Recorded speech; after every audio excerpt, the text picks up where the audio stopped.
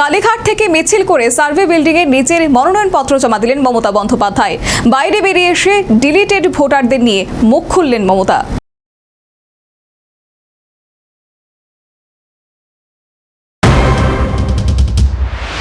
ভবানীপুর বিধানসভা কেন্দ্রের প্রার্থী হিসেবে মনোনয়ন জমা দিলেন মুখ্যমন্ত্রী মমতা বন্দ্যোপাধ্যায়।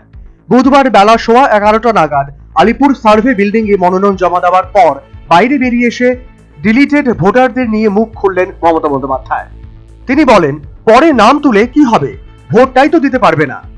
বুধবার সকালে কালীঘাটের বাড়ি থেকে মিছিল করে আলিপুর সার্ভে বিল্ডিং এ পৌঁছান মমতা।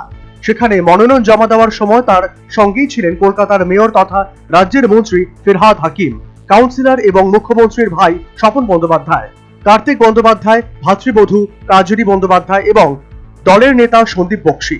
মুখ্যমন্ত্রীর মনোনয়নপত্রে প্রস্তাবক হিসেবে স্বাক্ষর করেছেন ফিরদাহের স্ত্রী ইসমত হাকিম, তৃণমূলের রাজ্যসভার সাংসদ তথা অভিনেত্রী কোয়েল মল্লিকের স্বামী নিষ্পাল সিংহ রানে, 71 নম্বর ওয়ার্ডের তৃণমূল ব্লক সভাপতি বাবলু সিংহ এবং ভবানীপুর এডুকেশন সোসাইটির মিরজ সাহা।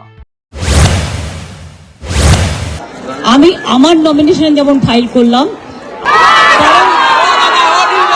কারণ আমাকে আজকেও প্রোগ্রামে যেতে হবে, এখান থেকে বেরিয়ে আমি বাড়ি হয়ে আরামবাগ খানা গোঘাটের ওখানে প্রোগ্রাম আছে।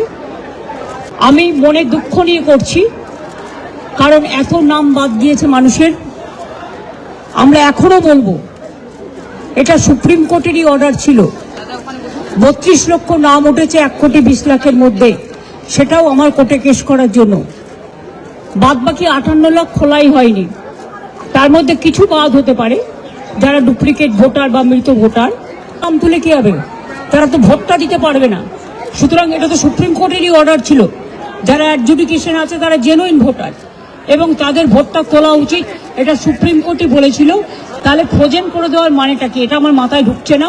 আমরা এটা নিয়ে আবার যাব। বেলা 11:20 নাগাদ মনোনয়ন জমা দিয়ে বেরোন মমতা বন্দ্যোপাধ্যায়। তারপর স্থানীয় মানুষ এবং দলীয় কর্মী সমর্থকদের উদ্দেশ্যে তিনি বক্তব্য রাখেন। এদিনও ভোটার তালিকা থেকে নাম বাদ পড়া নিয়ে মুখ খুললেন মমতা। তিনি জানিয়েছেন, প্রয়োজনে তিনি আবারও যাবেন আদালতে। National bureau report, news vanguard.